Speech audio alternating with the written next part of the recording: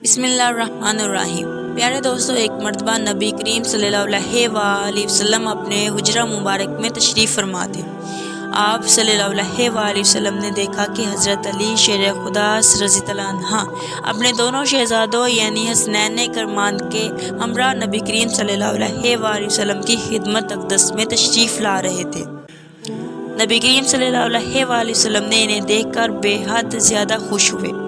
آپ صلی اللہ علیہ وآلہ وسلم نے انہیں دونوں شہزادوں کو اپنے سینے سے لگا کر بوسہ بھی دیا۔ اسی خوشی کے عالم میں نبی کریم صلی اللہ علیہ وآلہ وسلم نے حضرت علی رضی اللہ عنہ سے فرمایا کہ اے علی، کیا میں تمہیں ایک ایسا عمل نہ بتا دوں کہ جس کو کرنے سے 70,000 فرشتے ایک آپ کی خواہش اور حاجت پوری کرنے کی ایک دوسرے سے سبقت لے جانے کی کوشش کرتے ہیں؟ حضرت علی رضی اللہ عنہ نے عرض کی کہ یا حضرت ضرور بتائیں۔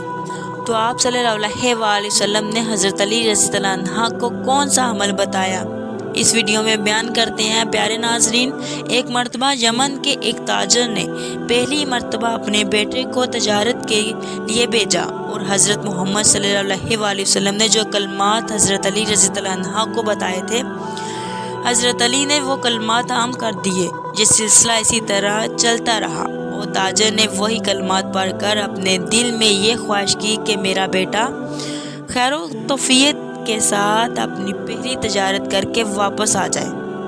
اسی تجارت نے خوشی خوشی اپنے تاجر بیٹے کو ایک کشتی پر سوار کر دیا، جبکہ کچھ اور لوگ بھی اس کشتی پر سفر کر رہے تھے۔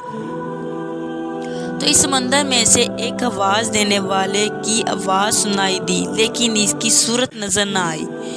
اس آواز دینے والے نے کہا کہ اگر کوئی شخص مجھے 10,000 دینار دے دے تو میں اس کو ایک ایسا وظیفہ بتاؤں گا کہ اگر وہ ہلاکت کے بالکل قریب پہنچ گیا ہو اور اس وظیفے کو پڑھ لیا تو تمام بلائیں اور مصیبتیں اس سے ڈل جائیں گی۔ اس کشتی کے مسافروں میں سے ایک نے بلند آواز میں جواب دیا کہ میرے پاس آؤ، میں تم کو 10,000 دینار دیتا ہوں، مجھے وہ وظیفہ بتا دو۔ تو آواز آئی کہ تم اپنے دینار سمندر کے اندر ڈال دو، مجھے وہ مل جائیں گے اور میں تمہیں وہ وظیفہ بتا دوں گا۔ چنانچہ اس کشتی کے مسافر نے 10,000 دیناروں کو اس سمندر کے اندر ڈال دیا۔ تو اس آواز دینے والے شخص نے مسافر کے کان میں آ کر وہ وظیفہ بتایا جو نبی کریم صلی اللہ علیہ وآلہ وسلم نے حضرت علی رضی اللہ عنہ سے فرمایا تھا، اور اس مسافر نے بھی وہ وظیفہ سن کر پڑھ لیا۔ اور یہ مسافر اس یمن کے تاجر کا بیٹا تھا۔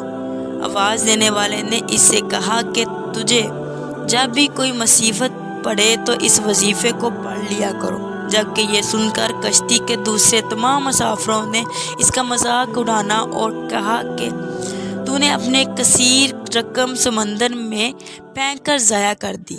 تاجر کے بیٹے نے جواب دیا کہ ہرگز میں نے اپنی دولت کو ضائع نہیں کیا، اور مجھے اس بات میں کوئی شبہ نہیں ہے کہ مجھے قرآن پاک کی یہ آیت ضرور بضرور نفع ہی دے گی۔ لہٰذا اس کے بعد چند گھنٹے وہ کشتی چلتی رہی، پھر اچانک طوفان کی موجوں نے اس کشتی کو الٹا کر بکھیر دیا، اور سوائے اس تاجر کے بیٹے کے اس کشتی کا کوئی آدمی بھی زندہ نہ بچا۔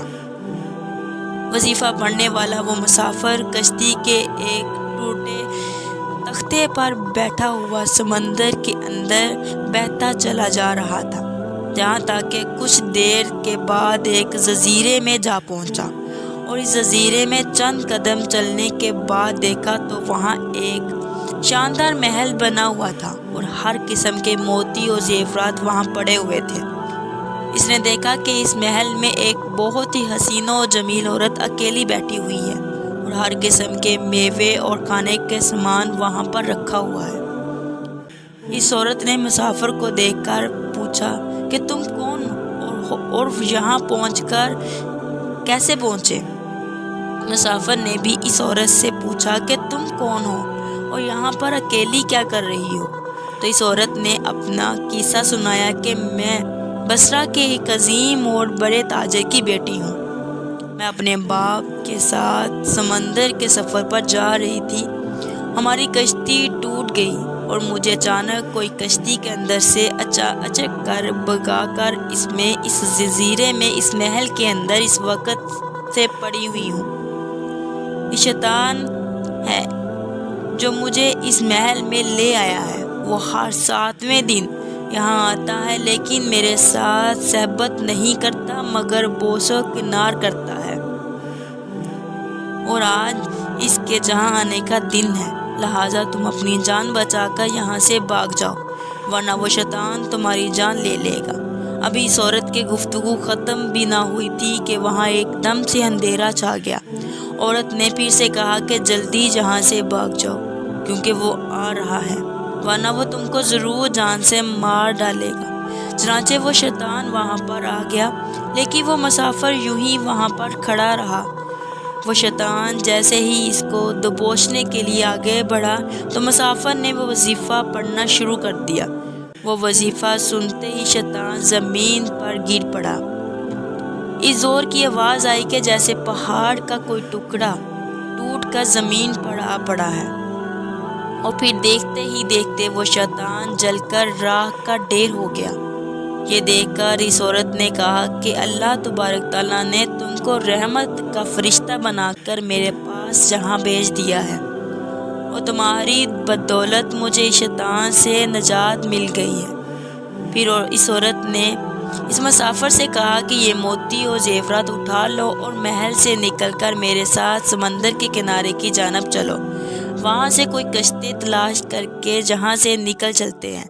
چنانچہ بہت سے موتی اور کھانے کا سامان اپنے ساتھ لے کر وہ دونوں اس سمندر کے کنارے پر جا پہنچے۔ وہاں ایک کشتی بصیرہ کی جانب جا رہی تھی۔ وہ دونوں اس کشتی پر سوار ہو کر بصیرہ جا پہنچے۔ لڑکی کے والدین اس گمشدہ لڑکی کو دیکھ کر بے حد خوش ہوئے۔ وہ اس مسافر کے شکر گزار ہوئے اور بہت ہی عزت و احترام کے ساتھ اسے اپنے گھر میں مہمان بنا کر رکھا۔ اس لڑکی کی تمام کہانی سن کر ان دونوں کا نکاح بھی کر دیا۔ وہ دونوں میاں بیوی بن کر رہنے لگے اور تمام موتی اور زیورات جو وہ اس جزیرے سے لے کر آئے تھے وہ ان دونوں کے مشترکہ دولت بن گئی۔ اس عورت سے اللہ نے اس مرد کو کچھ بچے بھی عطا کر دیے۔